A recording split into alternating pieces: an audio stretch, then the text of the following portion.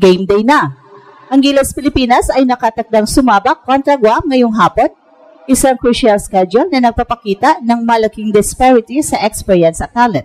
Ang tournament overview ay nagbibigay ng strong advantage sa Gilas na nagtala ng mga shocking upset wins laban sa mga world-class teams tulad ng Latvia, world number 6, at New Zealand sa mga nakalipas na international windows. Ang mga big game experiences na ito ay nagpapakita ng level ng play at sistema na dinala ni Coach Tim Cone na nagpaparamdam ng pressure at tensyon sa kalaban.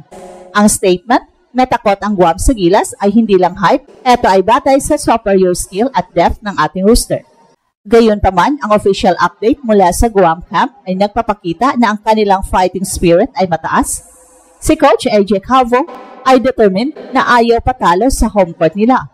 Ang strategic implication nito ay kailangan pa rin i-execute ng Gilas ang game plan ng may disiplina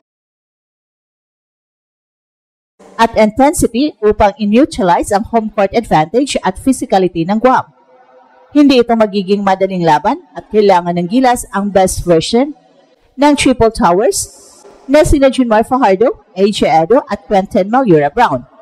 Ang player status update kay Kai ay critical para sa mga Pinoy fans. Ayon sa latest reports, si Kai ay inaasahang magbabalik sa training at court action sa January na siyang magbibigay sa kanya ng sapat na time para makahabol at makabalik sa roster laban sa Australia sa February window. Ang development na ito ay nagpapatunay na ang long-term vision ay on track. Ang core philosophy na si Kai ay mananatiling anchor ng programa habang nagtatayo ng momentum ang current roster. At huwag palampasin ang game day action. Ang laban ay gaganapin sa University of Guam Fieldhouse mamayang 5 p.m. Philippine time at mapapanood ito live streaming for free at One Sports YouTube channel. Game day na at nakatuon ang mata ng buong Pilipinas sa crucial schedule ng Gilas kontra Guam. Ang tournament overview ay napapakita ng malaking strategic disparity sa pagitan ng dalawang koponan na nagpaparamdam ng pressure sa home team. Ang main advantage ng Gilas ay hindi lamang sa individual talent, ito ay sa level of competition at systematic experience na naipundar sa nakaraang mga FIBA windows. Ang official update ay napapakita na ang Gilas ay handang gamitin ang confidence mula sa mga big wins upang i-dismantle ang kalaban. Ang pinakamalaking proof ng superiority ng Gilas ay ang experience na manalo laban sa mga world-class teams. Ang shocking upset kontra Latvia na world number 6 sa ranking at ang competitive wins laban sa New Zealand na isa ring FIBA powerhouse sa Asia-Oceania ay nagbibigay ng current roster ng unparalleled confidence.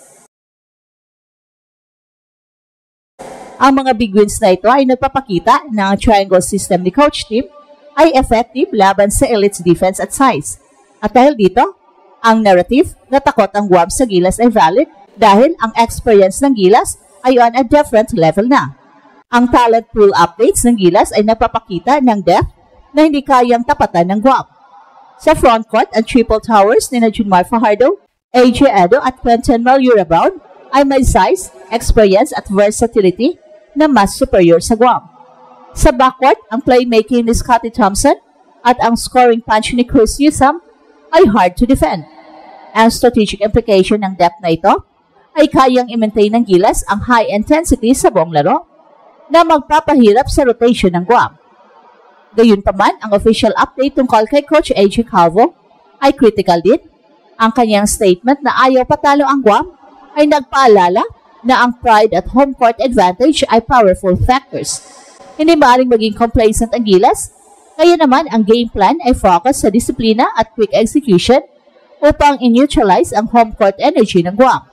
Ang focus ng mga Pinoy fans ay double-edged. Gusto nila makita ang dominance ng Gilas, pero excited din silang malaman ang player status update kay Kai. Ang announcement na babalik si Kai sa January training at maglalaro laban sa Australia sa February window ay nagbibigay ng assurance na ang future ng Gilas ay intact.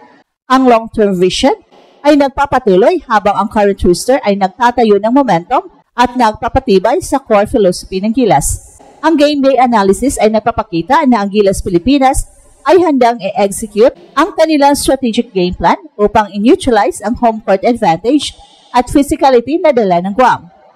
Ang core difference sa pagitan ng Gilas at Guam ay hindi lamang sa experience ng panalo laban sa Latvia at New Zealand, kundi sa systematic advantage na binigay ni coach team sa roster. Ang official update ay nagpapatunay na ang Gilas ay focus sa disiplina at quick execution upang i-avoid ang anumang upset na inaasahan ni Coach AJ Calvo. Ang strategic implication ng triangle system ay nagbibigay daan sa Gilas na maging unpredictable sa offense. At dahil sa 3-point shooting practice ng big man na sina Junmar Fajardo, AJ Edo at QMB, mapipilitan ang Guam defense na i-stretch ang floor na siyang magbubukas sa lane para sa drives ni Scottie Thompson at Kevin Kimbao. At ang size advantage ng Gilas ay gagamitin din para i-dominate ang rebounding battle na siyang critical para limitahan ang second chance points ng Guam. Ang determinasyon ni Coach Calvo na ayaw patalo ay minamatyagan ng Gilas, kaya ang countermeasure ay ang consistent full court pressure at tight defense. Kasabay ng game day excitement, nagbigay ng critical player status update ang Gilas tungkol kay Kai, na nagbibigay ng panibagong hope at focus sa long-term vision. Ang official announcement na babalik si Kai sa training sa January ay nagpapakita na ang kanyang rehabilitasyon ay on track.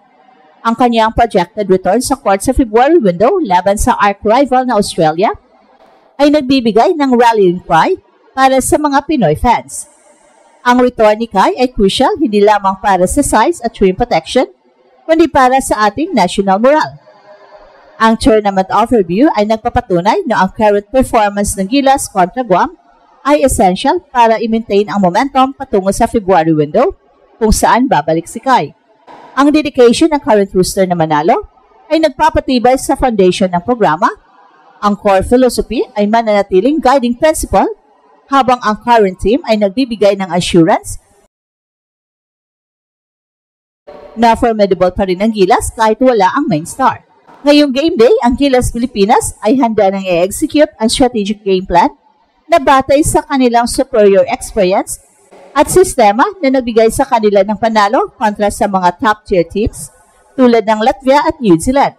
Ang final reminder ni coach team ay kailangan ng disiplina at intensity upang i-neutralize ang home court advantage at ang will to win ni Coach AJ Calvo.